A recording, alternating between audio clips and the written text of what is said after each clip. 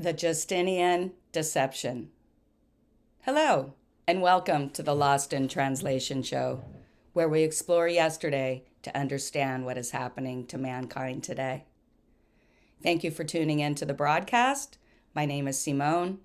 I will be your host.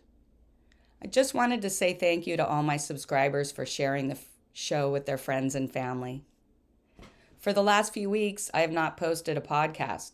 Between planning and attending my family reunion in the Sonoma wine country and traveling between Northern and Southern California, life has been pretty busy.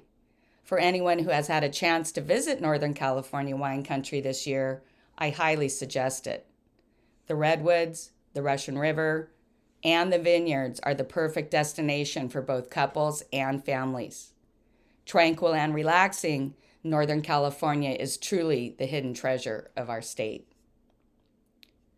Before starting this presentation, I thought it would be a good idea to give the listeners a little background about who I am as a person and how I came to discover many of the topics discussed on my podcast. Not all of my information presented comes from books, lectures, and historic documents. My work and zest for adventure has brought me to many parts of the world. My job took me to Russia before and after communism, where I traveled 11 time zones and lived for some time. I was in Venezuela when the Communist Party took over 22 years ago. In my younger days, I lived in Greece, Turkey, and France, and worked in many other places in South America and the Middle East. I have spent time working in the city of London and Switzerland, primarily with banks, stockbrokers, and investment funds. Many of my business activities required interaction with the government of some of the nations I just mentioned. I do not vote, but I used to. I was elected to the Central Committee from my voting region. I attended state and national conventions, hosted and attended political fundraisers, and even attended campaign school to explore the possibility of public service. These experiences provided me with a better understanding of what my own government and many other governments were doing in their country's names. My goal is not to recite my travel history or career to my viewers, but to share the knowledge that seeing the world and working around the financial and political structures has taught me. Not just what I have learned about the world in the history books, but what I learned about myself, about my beliefs, my misconceptions, my attitudes, and my own lack of knowledge about the world that I lived in. After you travel for a while, you begin to notice inconsistencies in history, conflicts of information presented by the news and governments. After seeing so many unexplainable oddities and hearing various stories about the same topics, I began to explore historical documents and read books like the Bible, the Torah, and even parts of the Quran. This investigation of various topics made me realize that much of our history and our language had been altered over time. What was even more surprising was the meaning of the words had been changed. This corruption of our language and the written word has had a very negative effect on every person on this planet. The content on this program can be difficult at times and even hard to accept, especially when the information can directly challenge what most of us have been taught. My intent is not to hurt anyone's feelings or attack their religion, just to open their eyes to a better understanding of how the world truly operates. Most of the information presented on this channel comes directly from the websites, publications, and public statements of the people that we are discussing. The goal is to use critical analysis and not emotion to understand the world around us. Believe me, most of the people who know me have no idea that this is what goes on in my head. Please always research my statements and come to your own conclusions. A friend of mine suggested that more humor in my presentations might be helpful. And that is a good suggestion. And thank you, JR. I wish there was something to laugh about in the data being presented to my viewers. But the world's true state of affairs is not entertaining. My view is that many of us, myself included, have been distracted and entertained for far too long. As we, the masses, are distracted and uneducated about the systems that dominate our lives, those systems and their operatives gain more power over us daily. These are serious times that require serious discussions. Until we understand the constructures that control our lives, society will be unable to solve our growing problems. Once the listeners understand the Vatican trust structure that has captured mankind into slavery, their view of the world may change dramatically. This last statement is not hyperbole or rhetoric, because that is what happened to me after I learned about the topics I'm explaining to you today. So let's begin. The Justinian Deception and the Pope. Some of you may be asking, what can we learn from a Byzantine emperor who illegally reconquered portions of the Western Roman Empire over 1,500 years ago that could help us right now? How could his actions of implementing Roman civil law and making the Pope the head of the Christian religion affect world events to this day? Not only did this decision alter the future and estates of the people in 538 AD, this power structure remains the ruling power on earth today. Let's learn a little bit about the Byzantine emperor who granted the power over all religions to the Pope, and how leaders to this day are using the Justinian's tactics to rule empires they do not have a legal claim to occupy. Justinian and the beast system. Often the information we cover is historic. Although events may have occurred a long time ago, the actions of the Roman leaders and the laws they put in place directly affect people worldwide right now. Emperor Justinian was just one of these leaders. He lived from 527 to 565 AD. Often referred to as Emperor Justinian, his given Latin name was Flavius Petrus Sabatius Licinius, who referred to himself as beloved of Christ. The term Christ means the anointed one in Greek. As we will discover in this presentation, his actions and practices seem to contradict his projected image of a leader who is lawful, or that he was a leader that the Christ would be pleased with. For instance, he claimed to be unifying the world under consistent civil laws to ensure justice.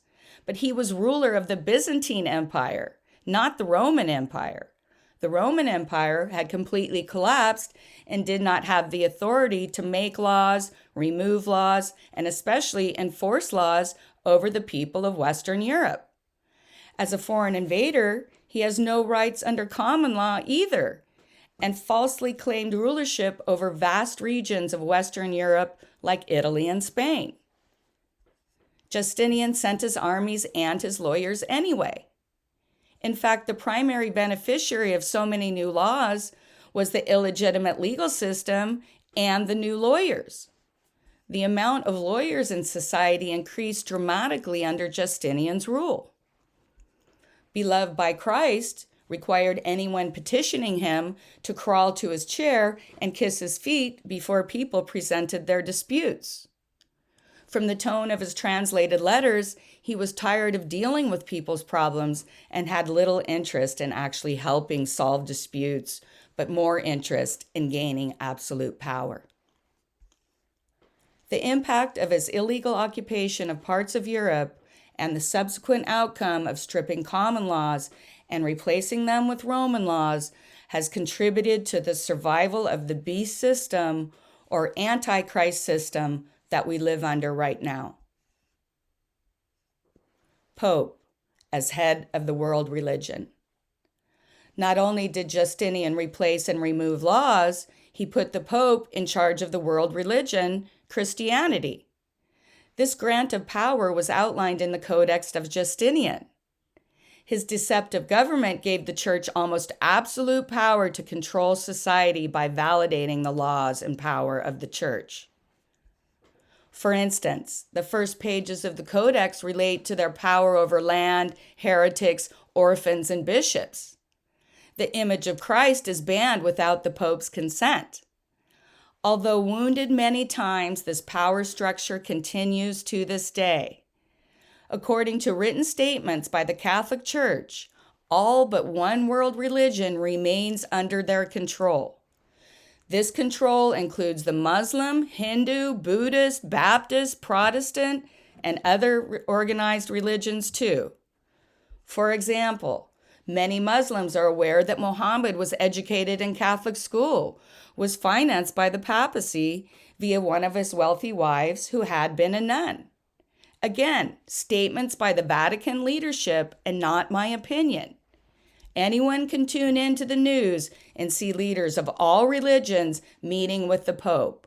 They are calling for one religion, a universal religion, because the Pope states we all believe in the same God, but we do not. The priest class has always ruled the world. The politicians work for them. During Roman occupations, the priest class would pretend to adapt the religions of the conquered areas. Then over time, this group would implement the pagan religion of Rome and its practices into the religious practices of that area. For instance, the two primary holidays of modern Christianity, Christmas and Easter, have nothing to do with the Hebrew Messiah's birth, his death, or his resurrection. The dates of all Christian holidays were changed by the Pope to the Roman feast days. This change revealed the Vatican's true worship of Mithra and the cult of Isis, Horus, and Set. They worship sun and moon gods and the 36 deities of Babylon. The inscription IHS with the sun in the background appears on Catholic and Jesuit imagery, crests, and buildings worldwide. Please check that out yourself. For anyone who is upset or curious about this statement, please pull out your Bible or Torah. Look for the references to this cult and find the section where it tells followers of Jesus to practice rituals and worship Mary as another route to God instead of Jesus. You will not find any passages to support any of these practices. In fact, you are told to do the opposite. These are pagan practices incorporated into Christianity by the priests over time. For instance, the Pope changed the day of rest from Saturday to Sunday for those who worship the sun. Another example, now the masses celebrate Christmas, a holiday that reflects the virgin birth of the sun god, Mithra. Easter is for the goddess Ishtar, and it is a pagan fertility ritual, hence the rabbits and eggs. Unfortunately, the change of holidays was not the only deception perpetrated on the public by this priest class. Under Admiralty Law system of the papacy, people are owned by the Federal Reserve banks, and their birth certificates are property of the Vatican. Their original birth certificates are kept at the Vatican Bank in Switzerland. This is the beast structure that currently controls most of the planet, and its power is derived from the Edict of Justinian. The military-industrial complex. Many people may not have heard of the Emperor Justinian and his conspiracy with the military-industrial complex to deceive the world's populations. The situation we are about to discuss reminds me a lot of what is going on in society today. World leaders, politicians, and the military-industrial complex are working together to prepare for World War III. And I remind you, the world leaders, the politicians, and the military are owned by the Federal Reserve Vatican system. They do not work for the citizens of the countries they claim to work for. His life was dedicated to the goal of reuniting the Byzantine Roman Empire. He sent out armies to battle many nations, referring to them as barbarians, aka the indigenous people of Europe who would not consent to Roman oppression, taxation, or submit under threat of death to Catholicism. These barbarians had taken back control of the Western Empire territories that they had lost 50 years before. Justinian's Byzantine Roman armies were very successful, taking back parts of Western Empire like North Africa, Spain, and most of Italy. The Codex of Justinian. Not only did Justinian excel at military campaigns, he sponsored the Codex Justinianus. The Code of Justinian rationalized hundreds of years of existing Roman statutes and laws. The code repealed laws that were not Roman and eliminated contradictions that were based on common law. A primary focus of the Codex was to regulate religious practices and secure the Roman Empire's state religion as Christianity. The Roman Empire had been torn apart by disputes between the Christians and the pagans. Not only is this corpus the basis for Roman jurisprudence and canon law during the Middle Ages, but many of these laws remain in modern times. Again, Justinian did not have the authority to enforce laws in nations he had no right to rule. Many leaders since that time have used his same strategy to colonize the world on behalf of the Vatican. If people were not members of the state-sponsored religion, they were considered non-citizens. Justinian made the Pope of the head world religion of Christianity.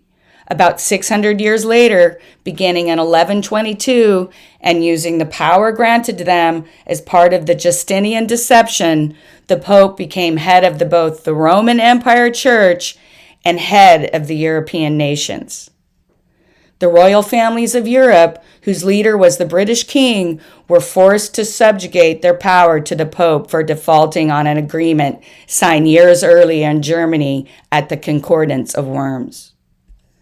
Again, since Justinian did not have the right to rule foreign lands, he had no power to grant the Pope any rights, land, or control of the other world religions.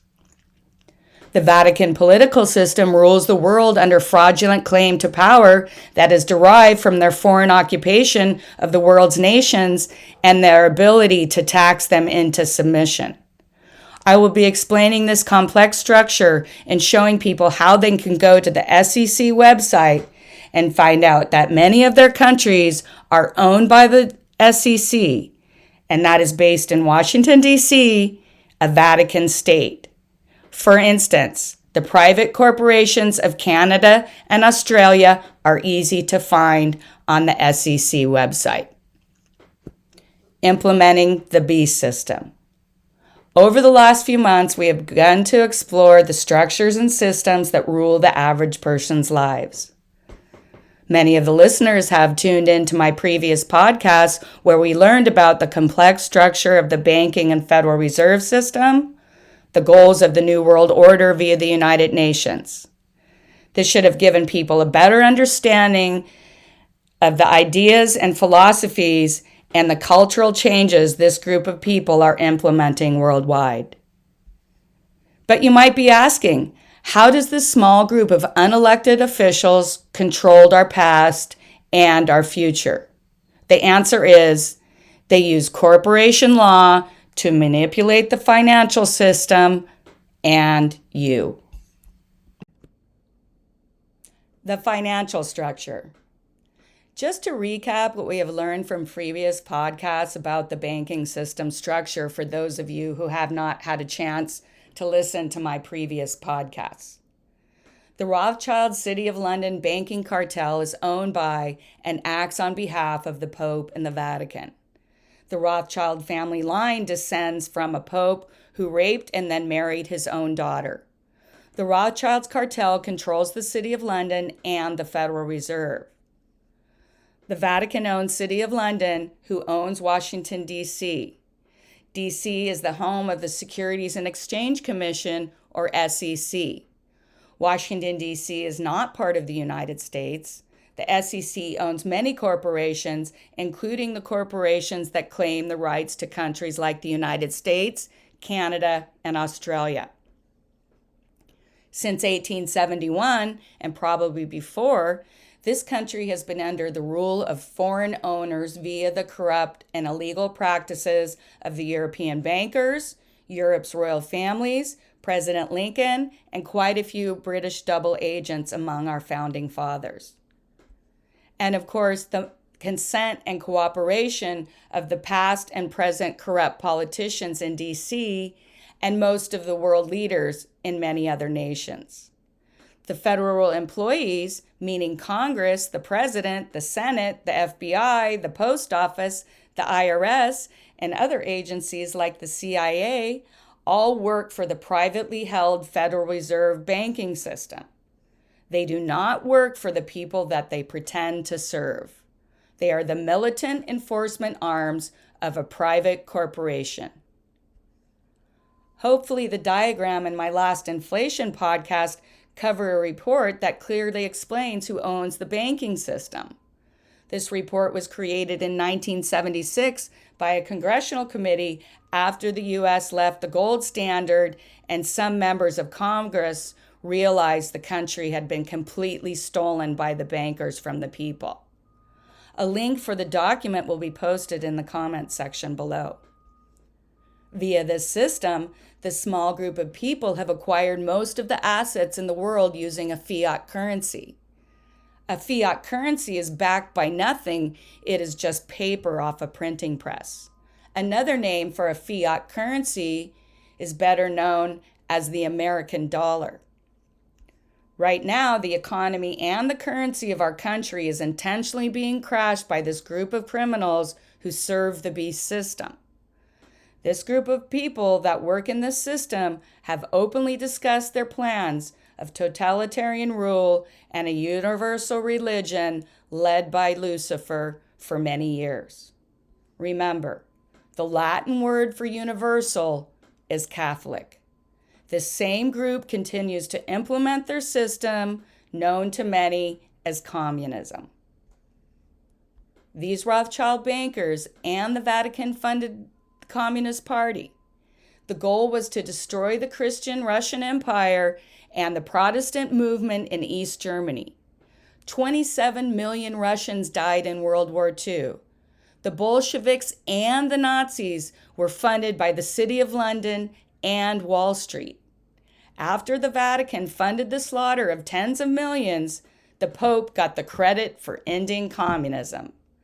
And this praise came from world leaders who knew exactly what had happened in World War II.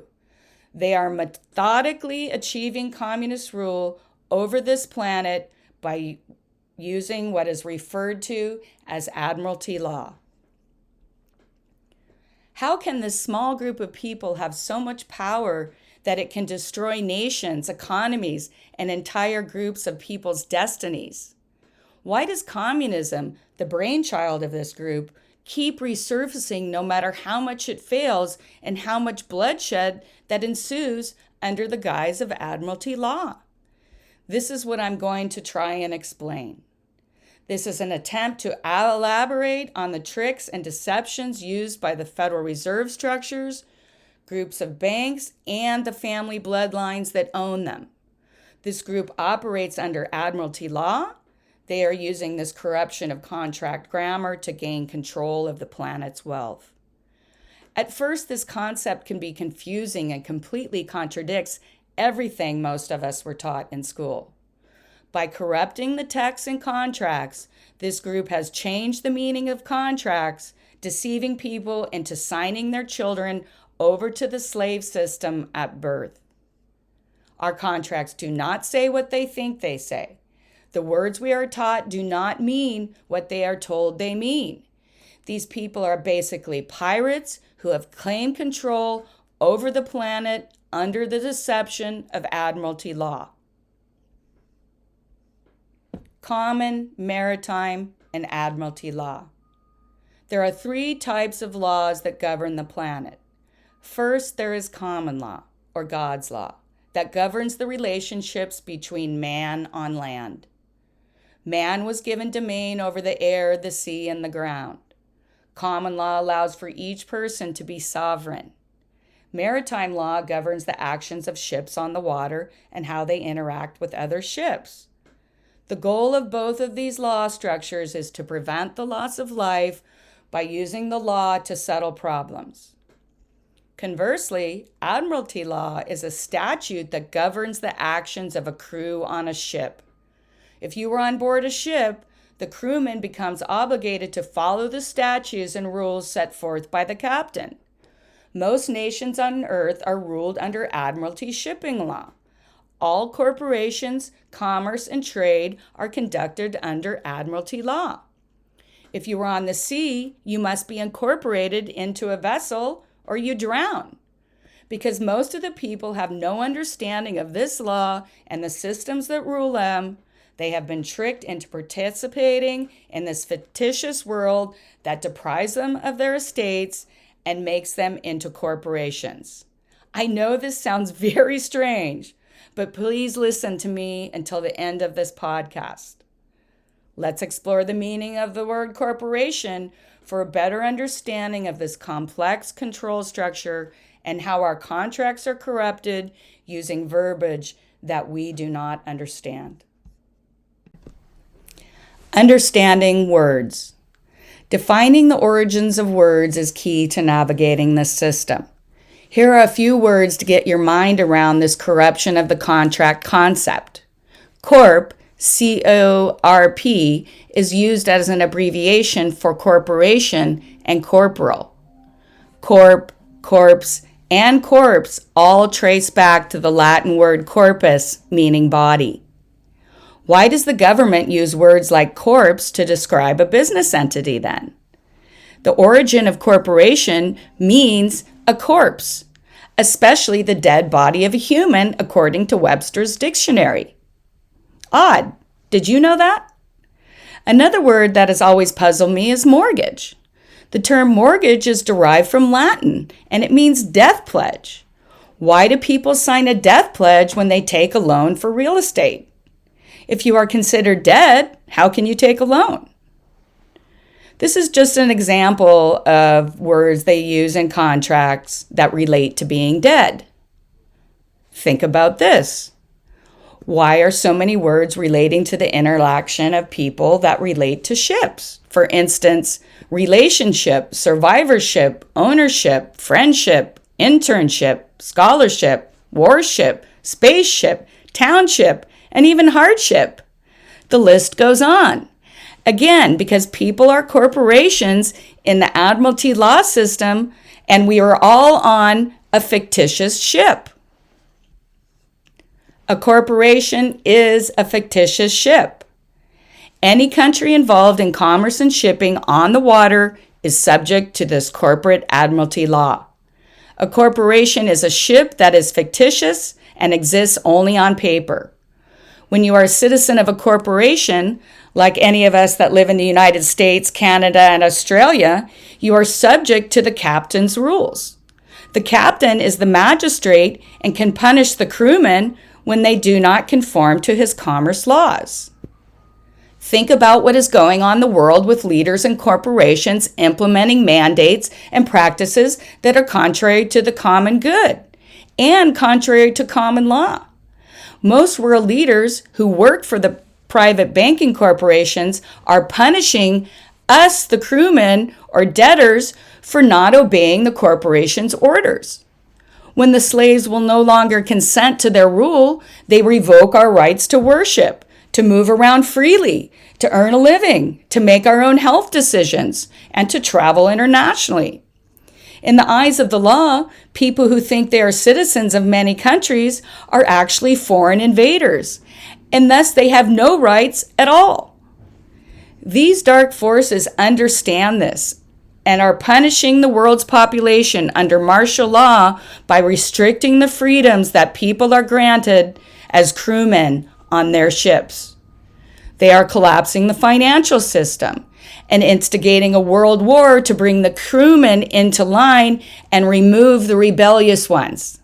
The job of the corporation is to make a profit for the owners, regardless of the cost to the general public. In this system, the people have no rights. Admiralty law is communism. The corporation to us are governed by these de jure governments that are fraudulently claimed rights over the sovereign lands of people worldwide. The fake governments create a debtor using what is known as a land claim. Then they offer the people the right to enter in and serve the corporations. If people consent to the corporation's rules, punishments, taxes, and war goals, they are considered good citizens. When they do not consent, the benefits offered by these corporations, like jobs, safe streets, public services, and border protection, are denied. For instance, when you apply for a business license, the process is you asking permission from your benefactor, the Vatican Trust, to open a business. If you do not comply to the rules, like paying taxes, your right to do business is revoked. Then the taxman has the right to pursue your other assets until that debt is paid. The crewmen are rebelling. This rebellion of the crewmen, or us, has been occurring worldwide for the last several years. The governments and the bankers are using the financial system and to plan economic collapse to break the people and take the assets that remain outside this system's reach. In the past, the Vatican and the bankers have used armies to kill anyone who would not consent to their religion or their governance. Hence the reason countries like Canada, Australia, and New Zealand's governments are confiscating guns last year, because the people would not consent to the COVID restrictions that were put in place to cover the financial collapse of the City of London and the Bank of England. The Bank of England owns the Federal Reserve System. These practices are behind the big push for gun control in the United States right now. Anytime in history the government has taken guns, mass bloodshed by the same government occurred in under 2 years. Ask the Germans, the Russians, and the Chinese how over 150 million of their ancestors benefited from gun control that ended in communism. Before the world lockdown for COVID, people from countries like France and China were having mass demonstrations against the implementation of the New World Order agenda that is forcibly being implemented by leaders who serve this beast system. When the Bank of England, the owner of the Federal Reserve System, could not meet its reserves in March of 2019, commerce and shipping stopped worldwide. Think about that.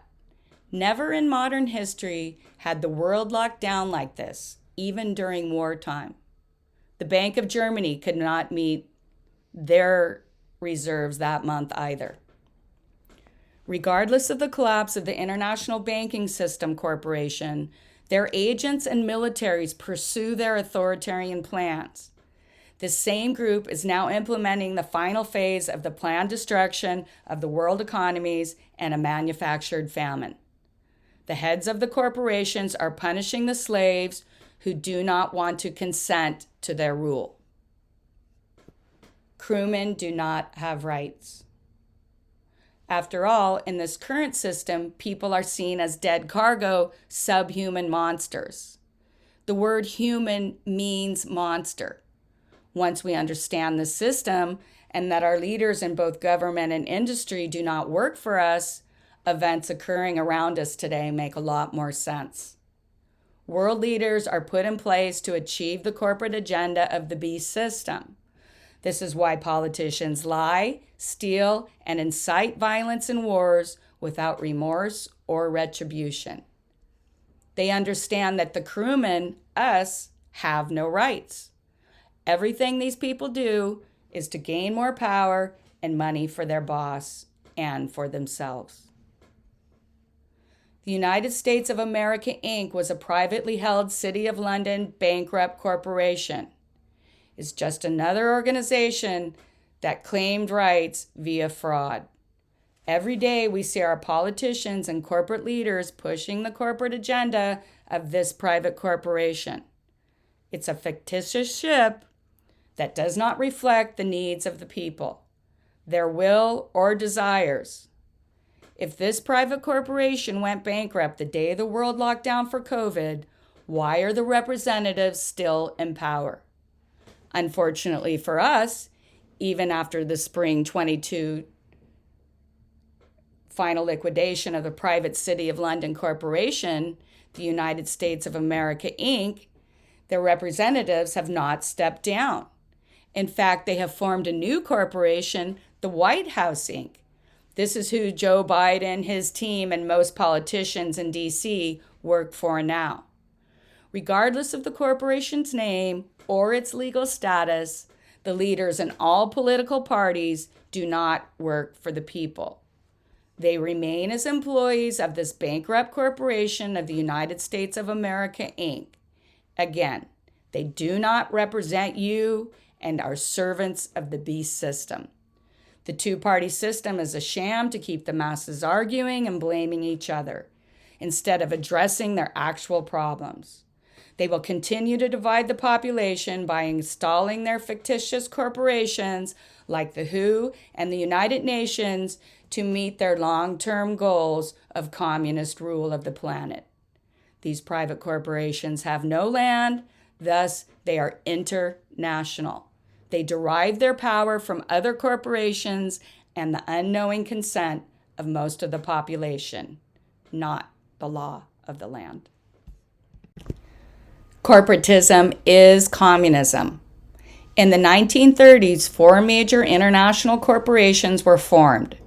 This group of internationals, or communists, are responsible for the atrocities that have been and are being committed worldwide under the rules of Admiralty Law or martial law.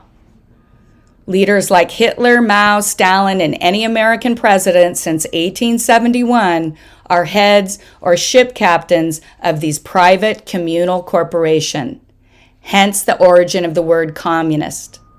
When the populace will not consent to their rule, they use genocide, war, starvation, and financial collapse to achieve their corporate vision. After all, members of the corporation, us, are considered to be animals, chattel, or dead cargo. In the corporation's eyes, you are already dead and they control your estates. What happens to you is not important. This group of criminals has been exposed and gone bankrupt many times in history. When exposed, they use financial system to collapse the economy and start wars to cull the population into submission or even extinction. Think about the Aboriginals or the American Indians who were first used by foreign powers as labor. The foreign powers had hopes of creating future taxpayers and claiming the land once inhabited by the indigenous peoples for themselves. When these groups did not conform to the foreign powers' rules, the seizing of their land, and refused to become Catholics, they were genocided. To this day, both of these groups are punished for not conforming to the Vatican system. They were deprived of any protections of the law offered by these fictitious corporations. These practices continue to this day as indigenous people worldwide continue to be targeted by this system. Are these governmental practices sounding familiar to anyone that's listening to me today? Government is another important word to explore. The word governmental is based on the Latin word mens emporium and literally means mind control. To control, steer, direct, or navigate. Again, shipping terms to describe the government's actions of control. How do the governments gain this type of control? Many people are questioning.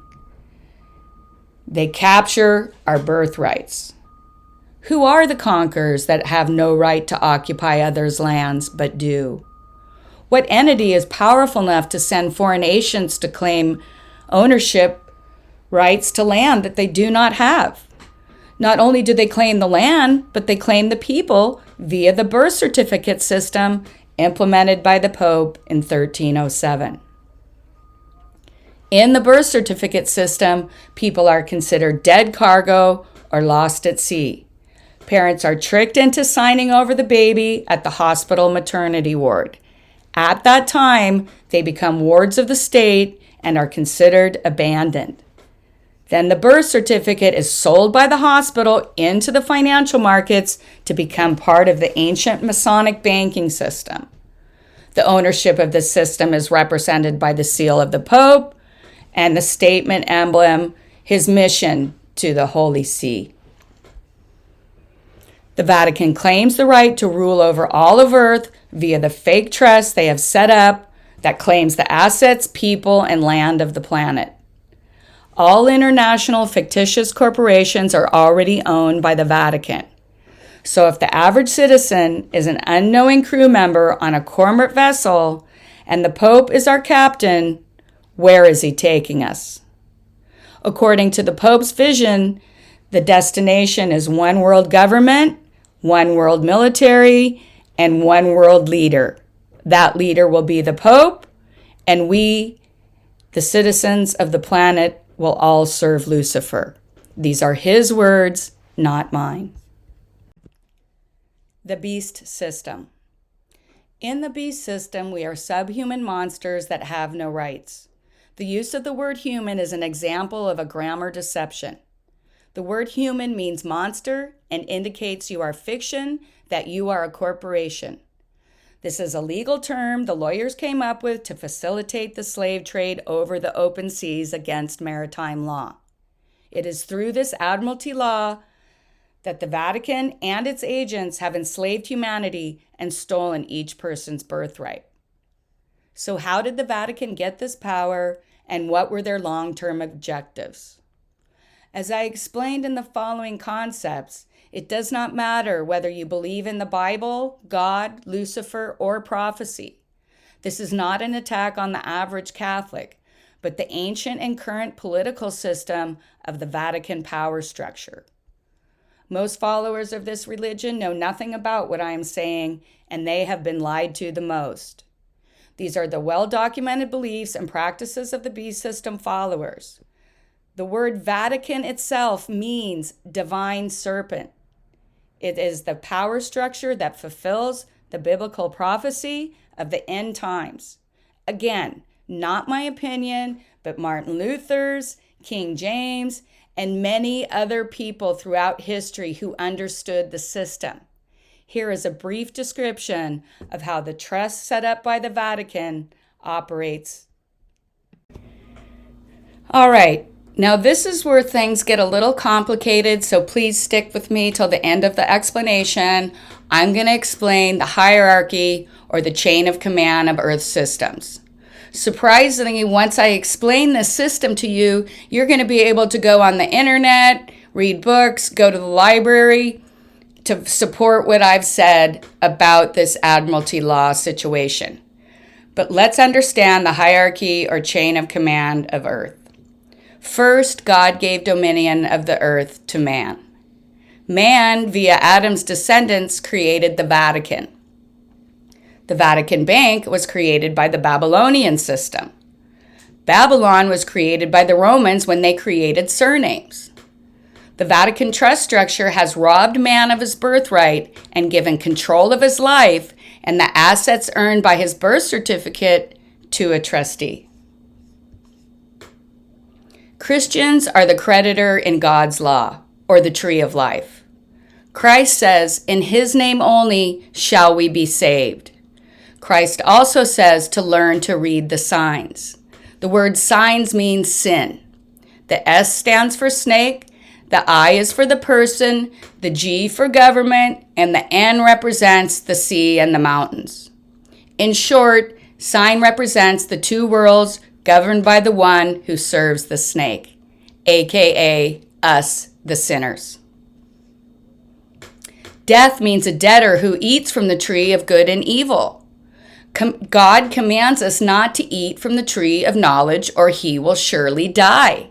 Hence, the beast system assertion that we are dead. This is where it gets complicated, and we will discuss this structure in more depth in a future podcast. But basically, the Christian name on your birth certificate is descriptive text. But when the surname is added, the incorporation of the two names, it becomes symbolic. By using our surnames, we admit our incorporation, admit we are monsters, and that we are corporation and, in fact, dead.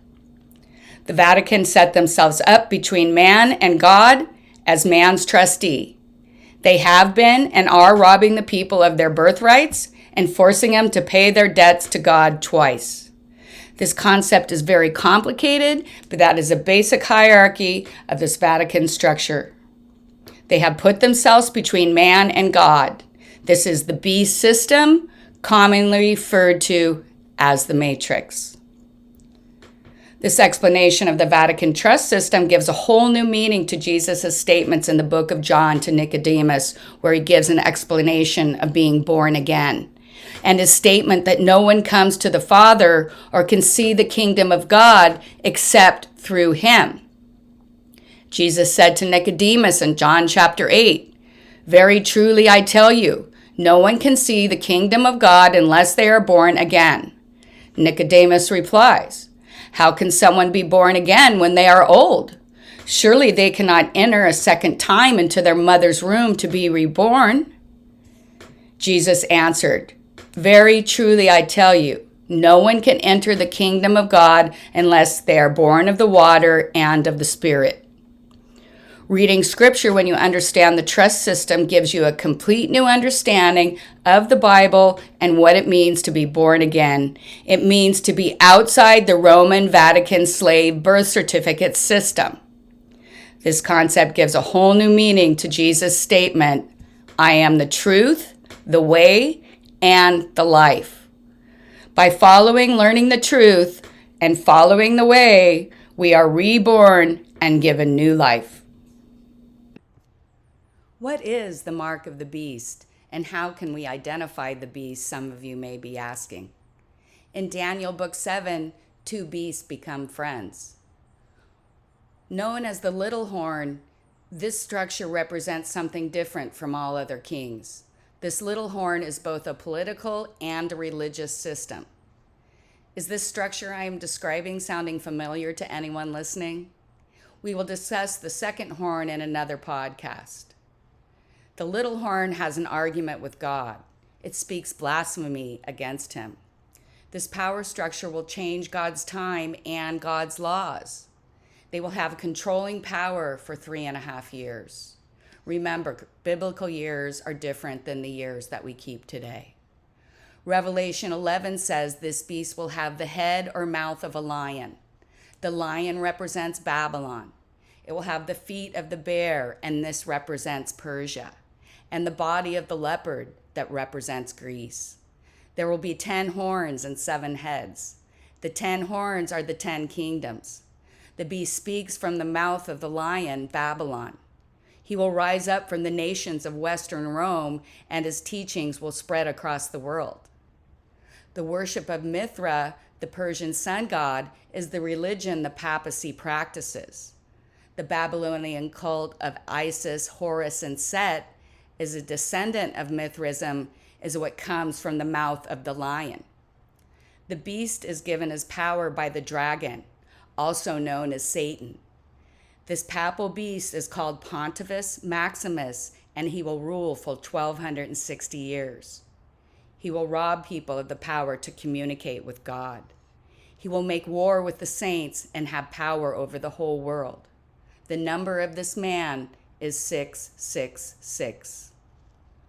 Vicarius Filii Dei is Latin for the vicar or representative of the Son of God, meaning he is the substitute or replacement for Jesus on earth. The Latin numeric value or gematria, for those who understand it, the numbers are 666. The articles of the papacy use this phrase to explain who they are. In Greek, the numerical value for 666 is Hellatine Basilica, or the Latin kingdom. The Italian number for 666 is represented in Italia Ecclesia, or the Italian church. Please excuse my pronunciations. They identify themselves as the Antichrist by revealing the number 666. I just wanted to clarify that for some people who may be confused as to why I'm using the Vatican and the numbers of the financial system and trying to align those groups. I hope that made a better explanation. Prophecy and the beast system. The papacy has fulfilled the prophecy that the beast of Daniel and Revelation will change God's laws. This beast will also change time. The Gregorian calendar that we use today is based on Pope Gregory's 1500s decree to change time. Most people in the world refused to follow the Gregorian calendar at the time. Well into the 1900s, both calendars had the Julian and Gregorian dates. The result of this change in the calendars has resulted in people being unaware of the time that we are actually living in. For instance, the Bible refers to the day-year principle of a prophetic time frame of 1260 days. When time is used in Revelation to describe this event, that refers to a prophetic year, meaning 1260 years. The papacy, as head of all churches, took control of God's people in 538 AD under the Edict of Justinian. In 1798, under the rule of Napoleon, this 1260-year prophecy was fulfilled by the French general Berthier. His forces led the Pope into captivity, where he died 18 months later. His death ended the papacy's power to enforce papal decrees, but not the power of the political structures that they controlled. Although the power of decree was lost, the beast will continue to have power, and during the end times it will rise again. This beast pretended to be wounded, but the wound healed, and the beast remains in power to this day. The papal system is identified in the Bible and by reformers like Martin Luther as the Antichrist. The Roman papacy claims to be Jesus on earth, the mediator between God and man. Regardless of the papacy's perceived loss of power, the Bible states this power will reign until the end and enforce its decrees that are opposite of God's laws.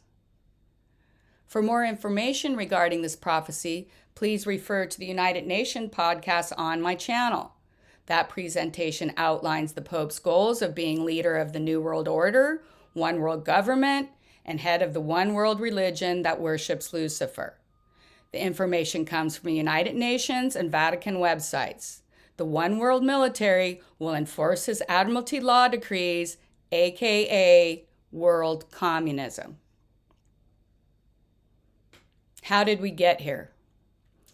As discussed in previous podcasts, when the United States went bankrupt before the Great Depression, the politicians who were and are employees of the Federal Reserve banks pledged the citizens as collateral for their loans.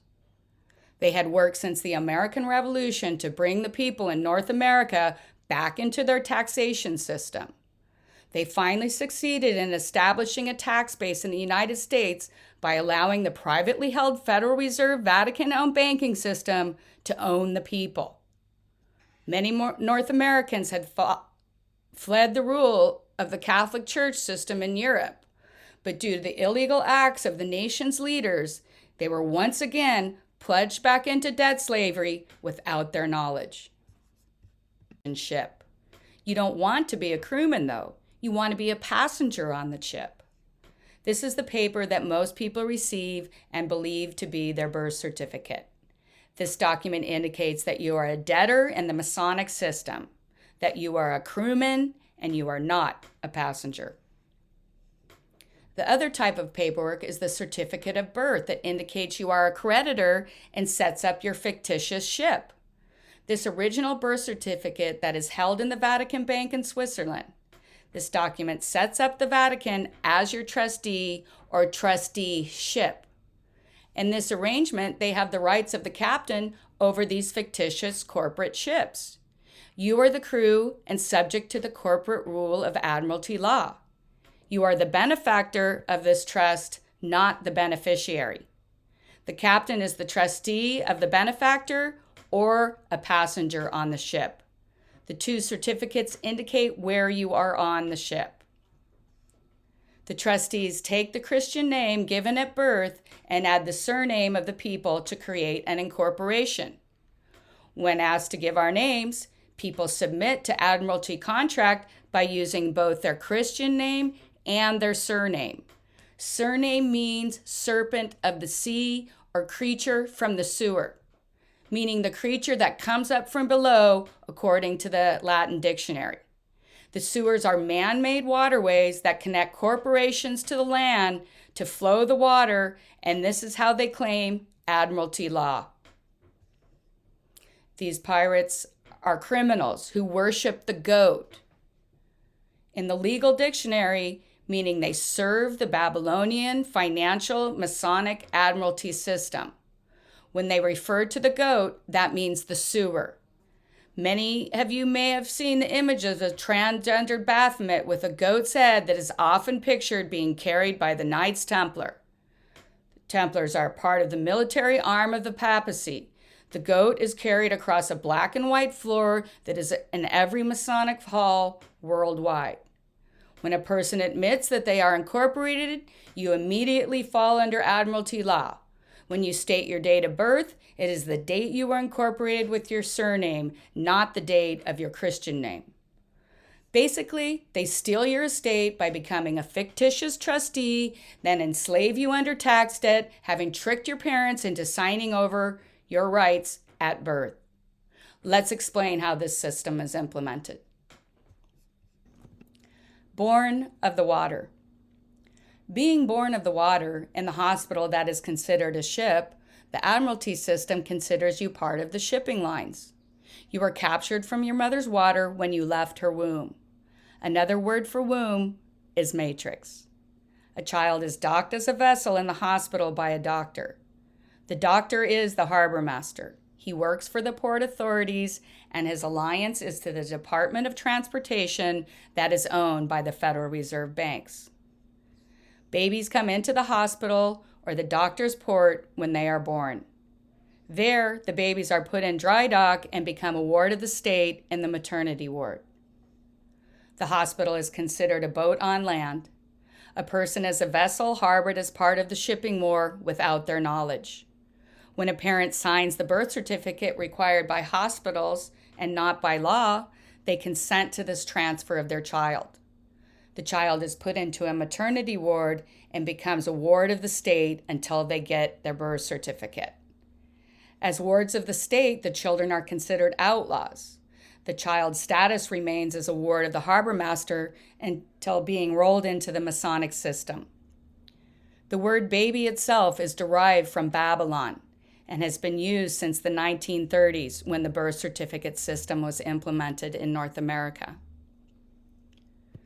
This current system was put into place when the government issued Social Security numbers. Each vessel or piece of cargo, aka person, is assigned a number. Now the baby is owned by the Babylonian system, and the system takes control of their birthright, contrary to common law. Birth certificates and the financial systems.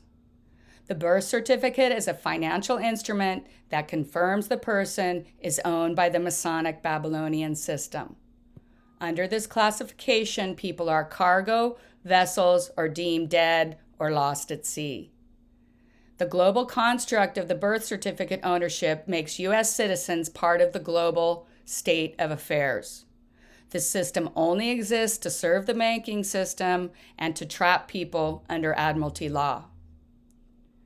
As a child's lifetime's earnings are estimated to establish the value of their financial instrument, aka the innocent baby. And the birth certificate is used as an interest-bearing instrument in the capital markets. For example, a child born to two high-earning parents has a higher yielding birth certificate value. Like a bond with a AAA rating, this high-yield birth certificate will trade less often than the low-yield financial instruments. Statistically, the children of this group will earn more, thus the higher bond rating or financial instrument rating. In my opinion, besides brainwashing our children, the college loan programs were not designed to help the population. The private bankers wanted to increase the value of your birth certificate that they were trading in the financial markets. This was a short-term fix to increase the private banking companies' financial gains.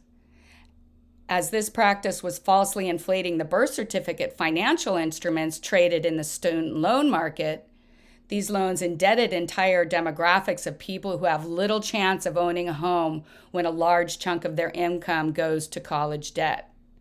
I base my opinion on how the low-wage earners' children are rated in the Babylonian system.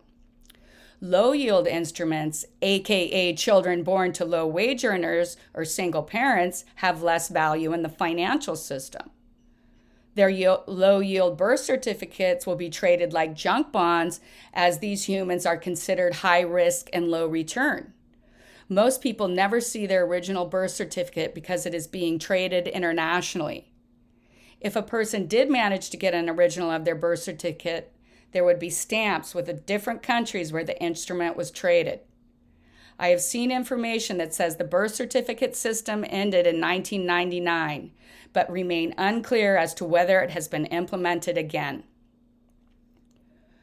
So what, may you be asking, what does all of this have to do with the Emperor Justinian, and what do these topics have to do with what is going on in the world today? The verbiage and claim Australia. The Admiralty Law contracts are used to deceive the world's population and trick people into illegally occupying foreign lands. For example, there are written records that reflect that Australia was known about since at least 340 AD. I am going to be using Australia as an example in this presentation, but America and Canada are in the same boat.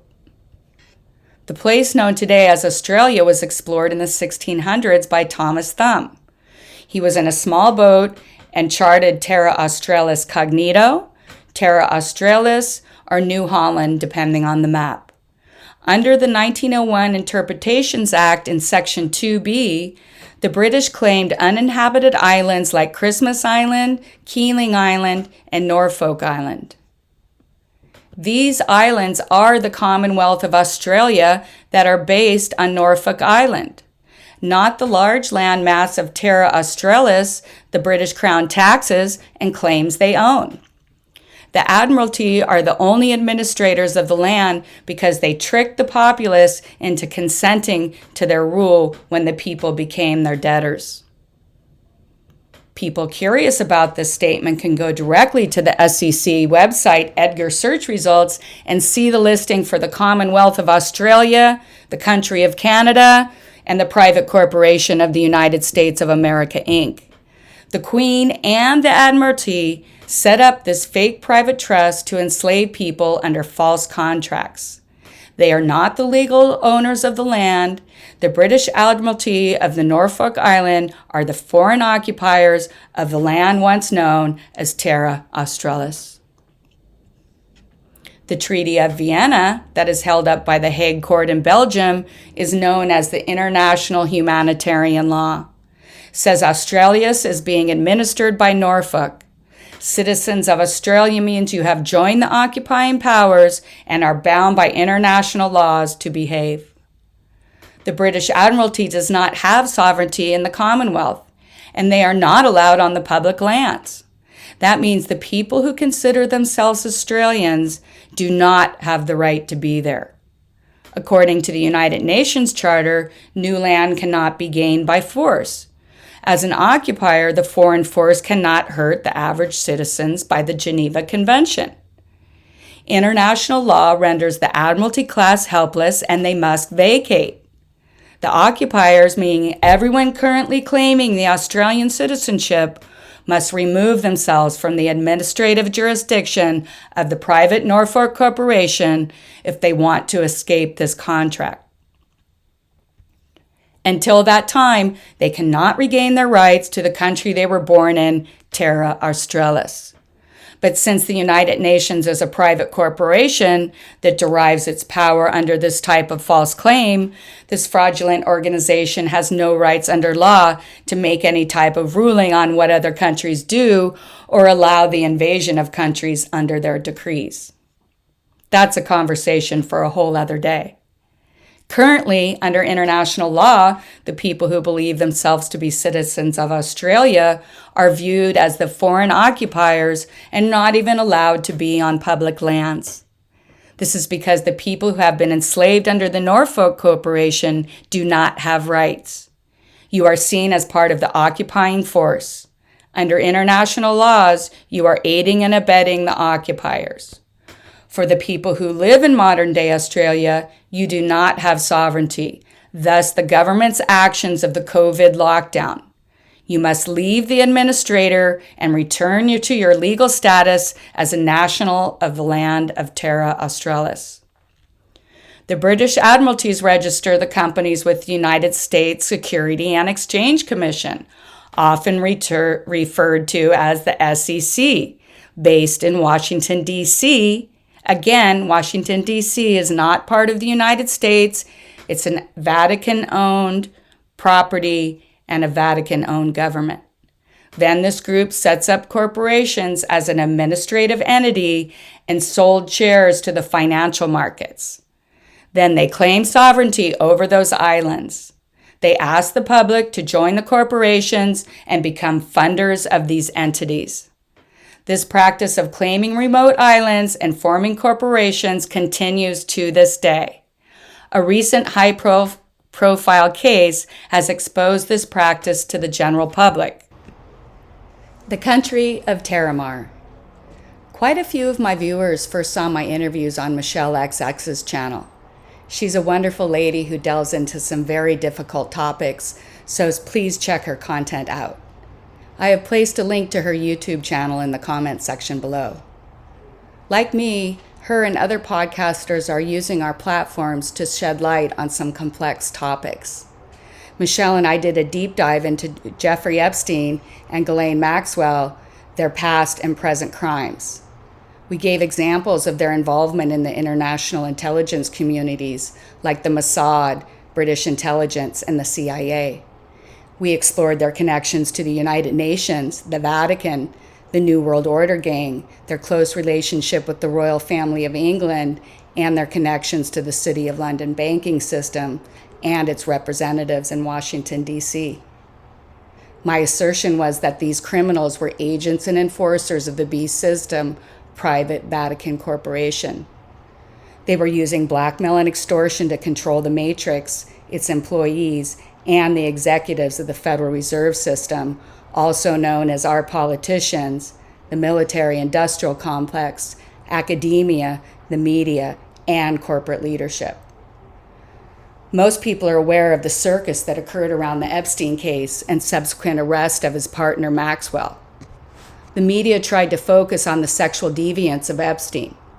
The distraction may have worked on the general public, but anyone following the case could not help but notice both Epstein and Maxwell's connections at the highest levels of society, government, and the business world.